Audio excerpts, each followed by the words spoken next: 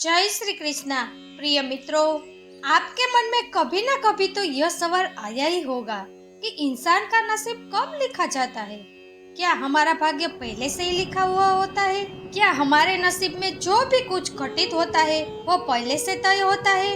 मित्रों, गरुड़ पुराण में बताया गया है कि इंसान के नसीब में जन्म से लेकर मृत्यु तक जो घटनाएं घटती है वे सब पहले से ही तय होती है। मित्रों, मृत्यु और जन्म ही एक ऐसा सत्य है जिसे कोई टाल नहीं सकता।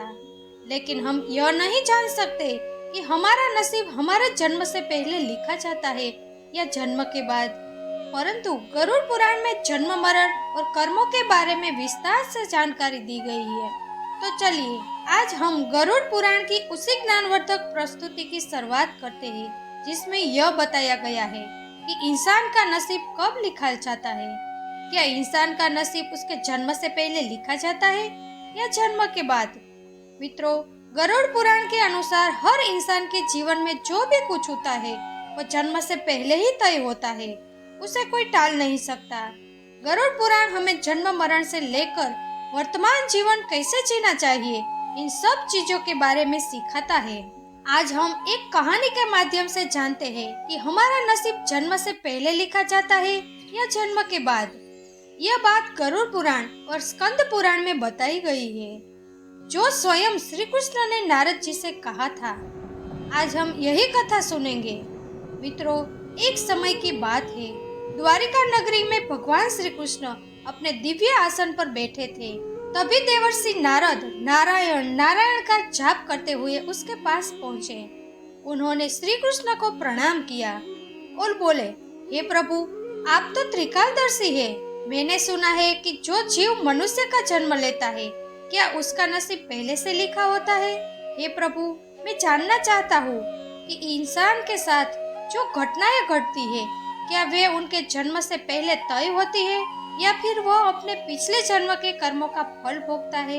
क्या यह सत्य है या फिर हम अपनी मेहनत और कर्मों से इसे बदल सकते हैं? भगवान श्री कृष्ण नारद जी की बात सुनकर हंसे और बोले, हे नारद, तुम्हारा यह प्रश्न बहुत ही गुणकारी और महत्वपूर्ण है। यह प्रश्न मानव जाति के जन्म, कर्म और मृत्यु पर आधारित है। फिर श्री कृष्ण बोले, हे नारद, मैं तुम्हें एक कहानी सुनाता हूँ जो न केवल तुम्हारे इस प्रश्न का उत्तर देगी बल्कि हर इंसान के लिए एक चेतावनी और प्रेरणा भी देगी। तुम इस कहानी को पूरी ध्यान से सुनना। देवर्षि नारद ने कहा, हे प्रभु, मैं इस कहानी को पूरी ध्यान से और अंत तक सुनूंगा। कृपया आप यह कहानी सुनाइए। फिर श्री कृष्ण ने नारद जी को कहानी सुनाना शुरू किया। उन्होंने कहा, हे नारद, प्राचीन समय में एक विशाल और समृद्ध राज्य था जिसका नाम अभयपुरी था। उस राज्य के शासक का राजा धर्मेश प्रताप थे। राजा धर्मेश प्रताप बहुत ही धर्मात्मा और न्यायप्रिय थे। वे हमेशा अपने राज्य की प्रजा के कल्याण के लिए काम करते थे और धर्म का पालन करते थे। उन्हें भगवान से संतान का वरदान चाहिए था ताकि वे अपने राज्य का कार्यभार किसी योग्य उत्तराधिकारी को सौंप सके। हे नारद, राजा धर्मेश प्रताप और रानी ने कई वर्षों तप किया और तपस्या की। उनकी तपस्या से भगवान शिव प्रसन्न हुए और उन्हें संतान प्राप्ति का वरदान दिया। फिर एक दिन भगवान शिव के आशीर्वाद से रानी गर्भवती हुई।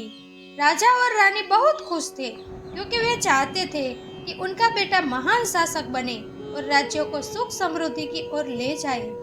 लेकिन जब रानी ने बेटे को जन्म दिया तो वो बालक अपंग और शारीरिक रूप से कमजोर था। उनके शरीर की हड्डियां टूटी हुई थी और वो शारीरिक रूप से असक्षम था। राजा धर्मेश प्रताप का दिल टूट गया। उन्होंने भगवान से यह सवाल पूछा कि ऐसा क्यों हुआ। तब राजा ने भगवान श्री कृष्ण से मिलने का निर्णय लिया और अपने दुख को साझा करने के लिए उनके पास पहुंचे। राजा ने भगवान से पूछा, हे प्रभु, मैंने इतनी तपस्या की, यज्ञ किए, फिर भी मेरे बेटे का जन्म अपंग क्यों हुआ? मैंने तो भगवान शिव से आशीर्वाद लिया था, तो फिर ऐसा क्यों हुआ? क्या मेरे नसीब में पहले से लिखा था? श्री कृष्ण हंसे और बोले, हे राजन, आप सच कह रहे हैं कि आपका बेटा अपंग जन्मा है। क्या आप जानते हैं कि आपके बेटे का जन्म इस तरह क्यों हुआ? ये आपके द्वारा किए गए पूर्व जन्मों के कर्मों का फल है। यह आपके पिछले जन्मों के कर्मों का परिणाम है जो आपके नसीब में लिखा था। राजा ने दंग रहकर पूछा, हे प्रभु, क्या नसीब सचमुच पहले से लिखा होता है? श्री कृष्ण ने कहा, जन्म, मृत्यु और जीवन के उतार चढ़ाव पहले से तय होते हैं, लेकिन जो कर्म हम करते हैं वो हमारे नसीब को बदल सकते हैं। जिस दिन आपके बेटे का जन्म हुआ उस दिन आपको एक विशेष संतान का वरदान मिला था, लेकिन उस संतान को चुनौतियां मिलना जरूरी था ताकि वह अपने जीवन में धैर्य, साहस और पराक्रम विकसित कर सके। उसका भविष्य केवल उस समय के कर्मों से नहीं बना था, बल्कि यह आपके पिछले जन्मों के कर्मों का परिणाम था। श्री कृष्ण ने राजा से कहा, हे राजन, नसीब और कर्म में बहुत गहरा संबंध है। हमारे कर्म ही हमारे नसीब का निर्माण करते हैं। यही कारण है कि हमें अपने जीवन में अपने कर्मों को हमेशा धर्म और सत्य के मार्ग पर रखना चाहिए। श्री कृष्ण ने कहा, हे राजन, जो कुछ भी आपके जीवन में घटित होता है वह आपके पिछले जन्म के कर्मों का परिणाम है। यदि आपका बेटा अपंग जन्मा है तो यह उसकी आत्मा के पिछले जन्म के कर्मों का फल है। जब आप एक पुण्य आत्मा के रूप में जन्म लेते हैं तो आपके जन्म में मुश्किलें और संघर्ष निश्चित रूप से आएंगे। इस दुनिया में हर आत्मा को थोड़ा बहुत कष्ट भोगना पड़ता है ताकि वो अपने पिछले कर्मों को पूरा कर सके। लेकिन याद रखें, आपके बेटे के जीवन में जो मुश्किलें हैं वे उसकी परीक्षा है। यदि वह धैर्य और साहस से इस मुश्किलों का सामना करेगा तो वह अपना नसीब बदल सकता है। एक दिन वह वही काम करेगा जिसकी कल्पना आपने अपने जीवन में की थी। फिर राजा धर्मेश प्रताप ने पूछा, हे प्रभु, क्या मैं और मेरा बेटा अपना नसीब बदल सकते हैं? श्री कृष्ण ने जवाब दिया, बिल्कुल, आप दोनों ही अपना नसीब बदल सकते हैं। आपके बेटे के जन्म के समय जो अपंगता थी वह उसके कर्मों का फल था, लेकिन उसका भविष्य आपके अच्छे कर्मों पर निर्भर करता है। यदि आप उसे हिम्मत और धैर्य से आत्मविश्वास से भर देंगे तो वह अपना नसीब बदल सकता है। आपके अच्छे कर्मों के परिणाम स्वरूप वह एक दिन महान बनेगा और राज्य का भार संभालने में सक्षम रहेगा। फिर भगवान श्री कृष्ण ने आगे कहा, नसीब एक चक्र जैसा है जो कर्मों के आधार पर घूमता रहता है। जब आप अच्छे काम करते हैं तो आप अपने नसीब को सुखमय बना सकते हैं। फिर आगे श्री कृष्ण ने राजा धर्मेश प्रताप ने पूछा, क्या नसीब निश्चित रूप से पिछले कर्मों के साथ जुड़ा होता है? श्री कृष्ण बोले, हाँ, लेकिन उसे बदलने की शक्ति आपके हाथ में है। यदि आप अच्छे कर्म करते हैं तो वो आपके नसीब को भी सुधार सकता है। साथ ही भक्ति, साधना और सेवा से नसीब बदला जा सकता है। भगवान की भक्ति से ईश्वर को प्रसन्न करके हम अपना नसीब बदल सकते हैं। यदि आप अपने बेटे को हिम्मत और आत्मविश्वास से जीवन के संघर्षों का सामना करने की शिक्षा देंगे तो वह अपना नसीब बदल सकेगा। राजा धर्मेश प्रताप ने भगवान श्री कृष्ण की बातों को पूरी तरह से उतार लिया और अपने बेटे को शिक्षा देने का संकल्प लिया। उन्होंने अपने बेटे को मुश्किलों होने के बावजूद हिम्मत और विश्वास के साथ जीवन जीने की प्रेरणा दी। समय के साथ उस अपंग बेटे ने आत्मविश्वास और मुश्किलों से लड़कर समाज में महत्वपूर्ण स्थान प्राप्त किया। उसके संघर्ष करने की शक्ति और हिम्मत ने राजा में उसका सम्मान बढ़ाया। श्री कृष्ण बोले, हे नारद, यह समझो कि नसीब एक निरंतर चलने वाली प्रक्रिया है जो कर्मों के आधार पर बदलती रहती है। जो लोग जीवन में अपने कर्मों को सुधारते हैं और भगवान की शरण में जाते हैं उसका नसीब भी बदल जाता है। यह केवल कर्म नहीं है बल्कि जीवन के संघर्षों और कर्मों का परिणाम है। फिर श्री कृष्ण ने नारद जी से कहा, हे नारद, यह संसार कर्मों का दर्पण है। जो जैसा कर्म करेगा वैसा फल भोगेगा। इंसान को यह ध्यान रखना चाहिए कि माता पिता की सेवा, दूसरों की मदद और ईश्वर का ध्यान ही सबसे बड़ा धर्म है। जो इंसान अपने पिछले जन्म में किसी के साथ पाप करता है, किसी को दुख देता है, उसे न केवल नरक में भयानक यातनाएं मिलती है बल्कि वह जन्म जन्म तक उस कर्म का फल भोगता है। लेकिन जो अपना कर्म सुधार लेता है वह इस चक्र से मुक्त हो जाता है, क्योंकि यह संसार एक अवसर है। धर्म, सेवा और सत्य ही इंसान का जीवन है। इंसान को यह समझना चाहिए कि मृत्यु के बाद केवल उसके अच्छे कर्म ही उसके साथ जाते हैं। मित्रों, यह कहानी हमें सिखाती है कि हमारा नसीब पिछले कर्मों का फल है। हर पाप की सजा और हर पुण्य का फल तय होता है। हे इंसान, तुम अपने कर्मों पर ध्यान दो। स्वार्थ, पाप और अहंकार का त्याग करो। धर्म, सत्य और सेवा को अपनाओ, क्योंकि वही जीवन का सबसे बड़ा सत्य और मार्ग है। श्री कृष्ण ने इस तरह नारद जी को गरुड़ पुराण का रहस्य बताया। तो मित्रों, नसीब निश्चित रूप से जन्म से पहले लिखा जाता है, लेकिन हम अपने जीवन के संघर्ष, सत्य, धर्म और ईश्वर की भक्ति से अपने नसीब को बदल सकते हैं। गरुड़ पुराण में नसीब का हिसाब किताब और कर्मों के बारे में उल्लेख मिलता है, लेकिन इंसान अपने कर्मों, संघर्ष और ईश्वर की भक्ति से अपना जीवन बदल सकता है। गरुड़ पुराण हमें सिखाता है कि जीवन एक खेत जैसा है। इंसान खेत में जो बीज बोता है, वैसा ही फल उसे अपने अगले जन्म में उसी रूप से भोगना पड़ता है। इसलिए मित्रों, गरुड़ पुराण में श्री कृष्ण कहते हैं कि जब इंसान का जन्म होता है तो उसके पिछले कर्मों के आधार पर उसका नसीब पहले से लिखा होता है। उस इंसान के साथ वही होता है जो उसके जन्म से पहले उसके नसीब में लिखा होता है। उसे कोई टाल नहीं सकता। लेकिन सत्य, धर्म और सेवा से ईश्वर को प्रसन्न करके हम अपना नसीब बदल सकते हैं। इसके बाद श्री कृष्ण के जीवन की एक दूसरी रहस्यमय घटना भी है। द्वारका के महल में एक दिन श्री कृष्ण अपने आसन पर ध्यान मग्न बैठे थे। उसका चेहरा शांत था, लेकिन उनकी आंखों में गहरी विचारधारा दिख रही थी। रुक्मिणी ने पूछा, हे प्रभु, आज आप इतने गंभीर क्यों हैं? कृष्ण ने हल्की हंसी के साथ जवाब दिया, हे रुक्मिणी, समय के साथ कुछ बदल जाएगा। एक दिन ऐसी घटनाएं घटेंगी जो मेरी लीला के सबसे बड़े रहस्य को बाहर लाएंगी, लेकिन यह संसार इसे तब तक नहीं समझेगा जब तक वह सही समय न आ जाए। रुक्मिणी कृष्ण के शब्दों का अर्थ नहीं समझ सकी, लेकिन उन्होंने उस पर कोई और प्रश्न नहीं किया। कृष्ण नाम प्रेम, करुणा और धर्म का प्रतीक है। चाहे उनकी बाल लीलाएं हो या महाभारत का ज्ञान, हर पल में एक रहस्य छिपा है। लेकिन उनके जीवन की एक ऐसी घटना है जो आज तक किसी ने नहीं कही। यह कहानी उनकी एक रहस्यमयी घटना पर आधारित है, जो न केवल उनकी दिव्यता को दिखाती है, बल्कि अपनी मानवता के प्रति उनके गहरे प्रेम को भी बाहर लाती है। कृष्ण के जीवन में कुछ ऐसे रहस्य थे जो आज भी दुनिया के लिए अनसुलझे हैं। एक समय की बात है, द्वारका के एक कोने में अचानक एक साधु प्रकट हुए। वे साधु किसी दिव्य प्रकाश से घिरे हुए थे। उनके आने की सूचना खुद महल के द्वारपालों ने कृष्ण को दी। उन्होंने कहा, हे प्रभु, एक अद्भुत तेजस्वी व्यक्ति आपसे मिलने आए हैं। कृष्ण ने द्वारपाल की बात सुनी और कहा, उन्हें अंदर आने दो। जब साधु महल में प्रवेश किए तो उनकी आवाज गंभीर थी। उन्होंने कहा, हे वासुदेव, मैं एक ऐसा संदेश लेकर आया हूँ जो आपके जीवन और संसार की दिशा बदल सकता है। कृष्ण हंसे और बोले, मैं जानता हूँ कि आप कौन हैं और किस उद्देश्य से यहाँ आए हैं। कहिए, मैं आपकी बात सुनने के लिए तैयार हूँ। साधु ने कहा, हे कृष्ण, आपकी यह लीला समाप्त होने की तैयारी में है, लेकिन उससे पहले आपको एक ऐसा कार्य करना होगा जो आपके होने के सबसे बड़े रहस्य को बाहर लाएगा।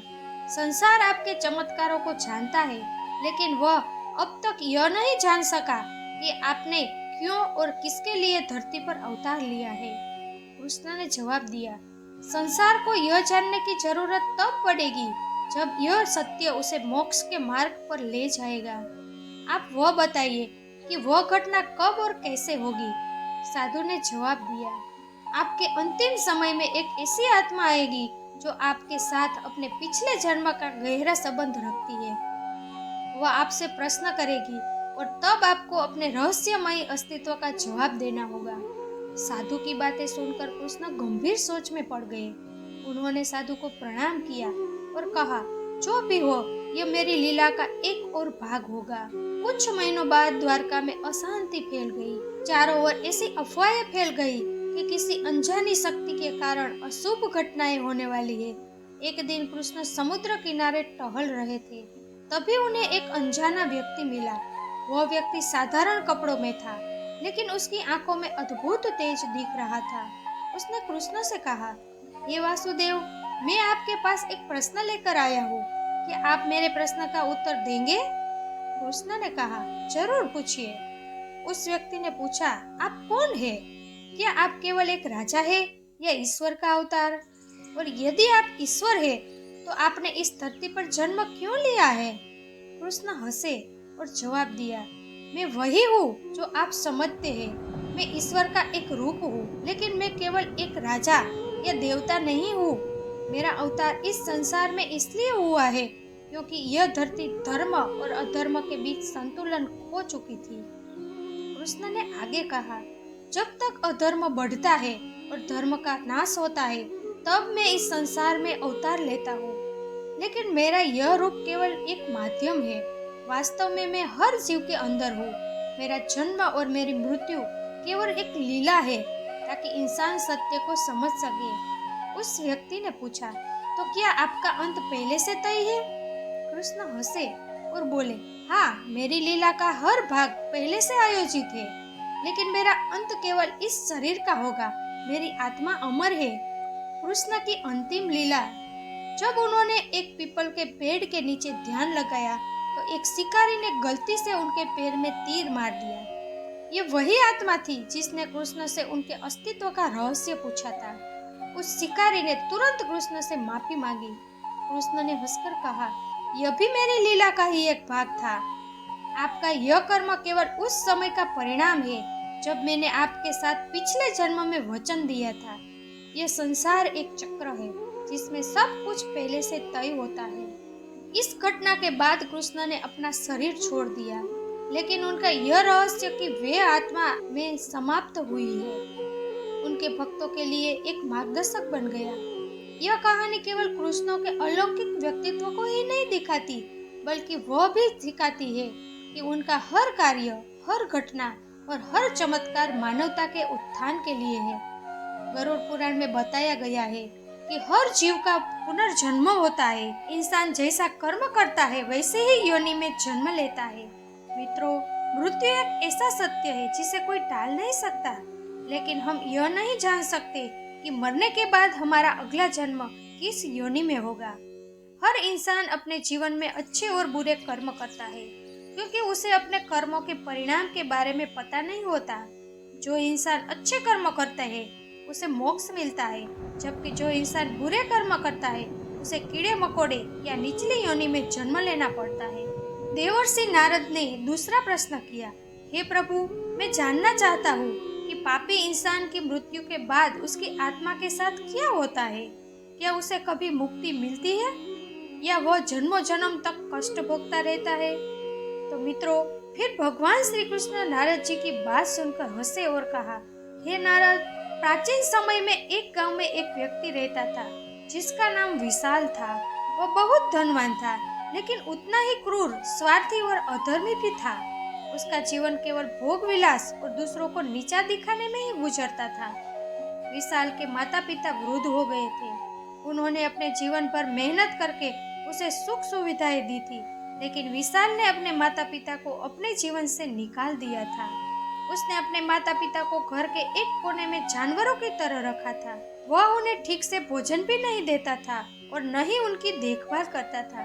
एक दिन उसकी माँ ने रोते रोते कहा, बेटा, हमने तुझे पालने के लिए अपने जीवन के हर सुख का त्याग किया। क्या आज हमारा यही स्थान है? विशाल ने कठोर आवाज में जवाब दिया, आप दोनों अब मेरे किसी काम के नहीं है। मैं आपके लिए अब और अधिक सहन नहीं कर सकता। विशाल का यह स्वभाव न केवल अपने माता पिता के प्रति था, बल्कि दूसरों के प्रति भी निर्दयी था। वह गरीबों का शोषण करता, निर्दोष प्राणियों को मारता और छल कपट से अपना साम्राज्य बढ़ाता था। उसे विश्वास था कि उसके धन और शक्ति के कारण कोई उसका कुछ नहीं बिगाड़ सकेगा। समय बीतता गया और एक दिन विशाल की मृत्यु हो गई। उसकी आत्मा यमलोक पहुंची, जहां धर्मराज उसके कर्मों का हिसाब कर रहे थे। धर्मराज ने कठोर आवाज में कहा, विशाल, तुम्हारे जीवन में एक भी ऐसा कर्म नहीं है जिसे पुण्य कहा जा सके। तुमने केवल अपने स्वार्थ के लिए ही पाप किए हैं। तुम्हें नरक की भयानक यातनाएं सहनी पड़ेगी। इसके बाद तुम्हें ऐसे योनियों में जन्म लेना होगा जहाँ केवल कष्ट ही कष्ट है। पहले उसे अग्निकुंड में जलाया गया, जहाँ उसने निर्दोष प्राणियों की हत्या के पाप की सजा भुगती थी। उसके बाद उसे शिला यातना दी गई, जहाँ माता पिता के अपमान के कारण उसे लोहे की शिला में कुचला गया। उसके बाद उसे अंधकार की सजा दी गई, जहाँ उसने गरीबों का शोषण करने का कारण डर और तड़प का अनुभव किया। फिर उसे भूख और प्यास की सजा दी गई, जहाँ वो प्यास से तड़पता रहा, लेकिन उसे केवल जहर पीने के लिए ही दिया गया। उसके बाद पुनर्जन्म का चक्र वापस आया।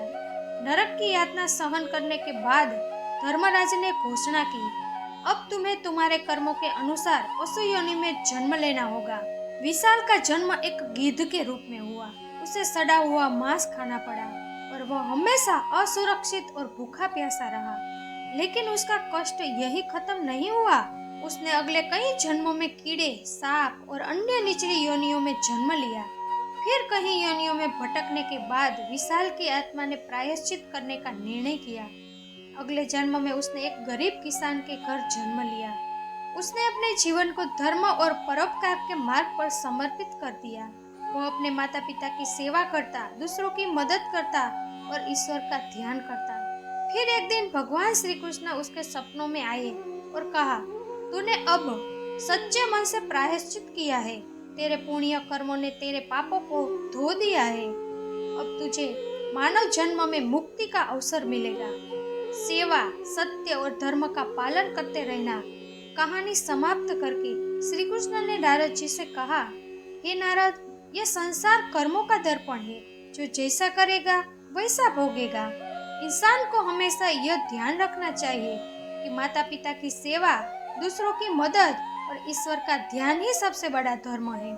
जो इंसान अपने माता पिता का अपमान करता है, दूसरों को दुख देता है, उसे न केवल नरक में भयानक यातनाएं मिलती है, बल्कि वह जन्म जन्म तक दुख भोगता है। लेकिन जो अपने कर्म सुधार लेता है, वह इस चक्र से मुक्त हो जाता है। यह संसार एक अवसर है। धर्म, सत्य और सेवा ही इंसान का जीवन है। इंसान को यह समझना चाहिए कि मृत्यु के बाद केवल उसके अच्छे कर्म ही उसके साथ जाते हैं। तो मित्रों, यह कहानी हमें सिखाती है कि जीवन क्षणभंगुर है, लेकिन कर्मों का चक्र अनंत है। हर प्राणी की सजा और हर पुण्य का फल तय होता है। मित्रों, माता पिता के चरणों में स्वर्ग है और उसका सम्मान और सेवा सबसे बड़ा धर्म है। जो इस सत्य को समझेगा वह न केवल इस जीवन में सुखी रहेगा, बल्कि मृत्यु के बाद भी उसे शांति और मोक्ष प्राप्त होगा। हे इंसान, अपने कर्मों पर ध्यान दे। स्वार्थ, पाप और अहंकार का त्याग कर धर्म, सत्य और सेवा को अपना, क्योंकि वही जीवन का सबसे बड़ा सत्य और मार्ग है। गरुड़ पुराण हमें सिखाती है कि इंसान का जीवन मृत्यु और पुनर्जन्म इसके पिछले कर्मों के अनुसार होता है। गरुड़ पुराण केवल मृत्यु के बाद के मार्ग के बारे में नहीं सिखाता, बल्कि यह भी सिखाता है कि वर्तमान जीवन कैसे जीना चाहिए, ताकि हमारा अगला जन्म श्रेष्ठ योनि में हो और हम मोक्ष की ओर आगे बढ़ सके। श्री कृष्ण कहते हैं कि हर इंसान का पुनर्जन्म उसके पिछले कर्मों के अनुसार तय होता है। गरुड़ पुराण में यह भी बताया गया है कि हर जीव प्राणी का पुनर्जन्म होता है, यानी हर जीव मरने के बाद फिर से जन्म लेता है। मित्रों, हिंदू धर्म ग्रंथों में अनुसार हर इंसान का पुनर्जन्म उसके पिछले लाखों कर्मों के अनुसार होता है, लेकिन हर इंसान यह जानने के लिए उत्सुक रहता है कि उसका अगला जन्म किस योनि में होगा, मनुष्य के रूप में या कीड़े मकोड़े या कुत्ते बिल्ली के रूप में। तो मित्रों, यह हमेशा मन में दुविधा रहती है कि हम कौन से कर्म करें जिससे हमारा अगला जन्म फिर से मनुष्य के रूप में हो, न कि कीड़े मकोड़े या पशु के रूप में। कुछ लोगों के मन में यह भी सवाल होता है कि वे महिला के रूप में जन्म लेंगे या पुरुष के या किन्नर के। गरुड़ पुराण कहता है कि मृत्यु के समय आपकी अंतिम विचारधारा और भावना ही आपके अगले जन्म का निर्माण करती है। यदि इंसान के मरते समय मन शांत है और ईश्वर के प्रति समर्पित है, तो आत्मा उच्च लोक में जाती है, और यदि इंसान के मरते समय मन अस्थिर है और संसार की इच्छाओं में फंसा हुआ है, तो आत्मा को पुनर्जन्म के चक्र में वापस आना पड़ता है। तो मित्रों, गरुड़ पुराण हमें यह भी बताता है कि आत्मा के पुनर्जन्म का उद्देश्य आत्मा को शुद्ध करना होता है। आत्मा बार बार जन्म इसलिए लेती है ताकि वह अपने कर्मों का फल भोग सके और ईश्वर की ओर बढ़ सके। हिंदू धर्म ग्रंथों में यह उल्लेख लिखा है कि जो इंसान जन्म लेता है उसकी मृत्यु निश्चित है। यदि इंसान ने अपने जीवन में अच्छे कर्म किए हैं तो वह उच्च योनि में जन्म लेता है। यदि इंसान ने पाप कर्म किए हैं तो उसे निचली योनि या दुखद जीवन का सामना करना पड़ता है। यह सब कर्मों के आधार पर होता है। तो मित्रों, इंसान जो भी अच्छे या बुरे कर्म करता है वह अदृश्य ऊर्जा के रूप में उसके साथ रहता है। मृत्यु के बाद आत्मा अपने कर्मों के आधार पर अगली योनि या जीवन का चुनाव करती है। मित्रों, गरुड़ पुराण हिंदू धर्म का एक पवित्र ग्रंथ है जिसमें मृत्यु, पुनर्जन्म और कर्मफल के बारे में विस्तार से वर्णन मिलता है। यह ग्रंथ विशेष रूप से मृत्यु के बाद आत्मा की यात्रा, पाप और पुण्य के प्रभाव और इंसान के पुनर्जन्म पर आधारित है। गरुड़ पुराण के अनुसार मृत्यु के बाद आत्मा यमलोक जाती है जहां उसके कर्मों का हिसाब किया जाता है। कर्मों के आधार पर आत्मा को स्वर्ग, नरक या पुनर्जन्म का मार्ग दिखाई जाता है। यदि आत्मा ने ज्यादा पाप किए हो तो उसे नरक की यातनाएं भोगनी पड़ती है और फिर निचली योनि में जन्म लेना पड़ता है। यदि आत्मा ने पुण्य कर्म किए हो तो वह स्वर्ग में सुख भोगती है और फिर दोबारा मानव योनि में जन्म लेती है। गरुड़ पुराण के अनुसार श्री कृष्ण ने बताया है कि इंसान को 5 पाप भूल से भी नहीं करने चाहिए। यदि इंसान ये पाप करता है तो उसका अगला जन्म निचली योनि में होता है। चलिए जानते हैं इन 5 पापों के बारे में। पहला, माता पिता का अपमान और अनादर। जो व्यक्ति अपने माता पिता का अपमान करता है या उसकी सेवा नहीं करता, उन्हें दुख पहुंचाता है, उसका अगले जन्म में बहुत ही निचली योनि में जन्म होता है, जैसे कि सांप, बिच्छू या अन्य डरावने जीव। गरुड़ पुराण में कहा गया है कि माता पिता के चरणों में ही स्वर्ग है और उसकी सेवा सबसे बड़ा पुण्य है। 2, अहंकार और अभिमान। जो व्यक्ति अहंकारी होता है और दूसरों को नीचा दिखाता है, उसका अगला जन्म ऐसी योनि में होता है जहां उसे अपमानित जीवन जीना पड़ता है, जैसे कि कुत्ता या गधा। गरुड़ पुराण में कहा गया है कि अहंकार इंसान का सबसे बड़ा दुश्मन है। तीसरा, झूठ और धोखा। जो व्यक्ति झूठ बोलता है और दूसरों को धोखा देता है, उसे ऐसे जीवन में रखा जाता है जहां उसे खुद धोखे और अपमान का सामना करना पड़ता है। ऐसे लोग मृत्यु के बाद तोता या अन्य बोलने वाले पक्षियों की योनि में जन्म लेता है। चौथा, चोरी और छल। जो व्यक्ति चोरी और छल से किसी का धन प्राप्त करता है, उसका अगला जन्म चूहा या सियार के रूप में होता है। 5वां, स्वार्थ और लोभ। जो व्यक्ति लोभ और स्वार्थ में डूबा रहता है, उसे अगले जन्म में ऐसी योनि में जन्म लेना पड़ता है जहां वह हमेशा भूखा, प्यासा और असंतुष्ट रहता है, जैसे कि भेड़िया या कौवे के रूप में। मित्रों, गीता और गरुड़ पुराण हमें सिखाती है कि अच्छे कर्म इंसान को मोक्ष की ओर ले जाता है, जबकि बुरे कर्म उसे पिछली या निचली योनि में जन्म लेने के लिए मजबूर करती है। इसलिए हमें हमेशा धर्म, सत्य और परोपकार का पालन करना चाहिए। गरुड़ पुराण हमें यह भी प्रेरणा देता है कि अपने जीवन में धर्म, सत्य और परोपकार का पालन करना ही सबसे बड़ा कर्तव्य है। आत्मा की मुक्ति और अगले जन्म में उच्च योनि प्राप्त करने के लिए इंसान को अपने कर्मों का ध्यान रखना चाहिए। मुझे सुनने के लिए आभार।